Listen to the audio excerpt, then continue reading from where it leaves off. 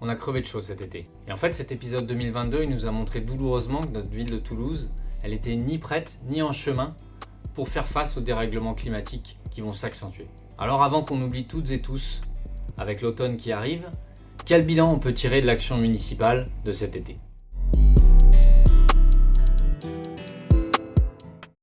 Alors derrière les exercices de com et les gadgets techniques comme les fameux arbres en plastique de Saint-Cyprien, les formidables pavés rafraîchissants de Montaudran ou les arbres à algues des Ramblas, la vérité crue, c'est que la bétonisation s'amplifie et continue à Toulouse.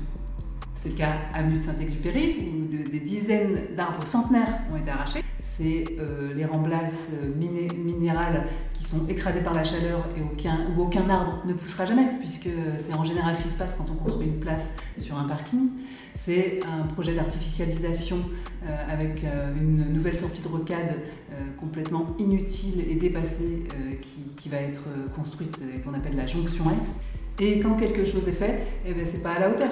Par exemple, la mairie annonce vouloir enlever le bitume de 7 écoles cette année. Quand on sait qu'il y a 210 groupes scolaires à Toulouse, à ce rythme-là, il va falloir 30 ans pour que l'ensemble des enfants de Toulouse cessent de cuire dans leur cours d'école.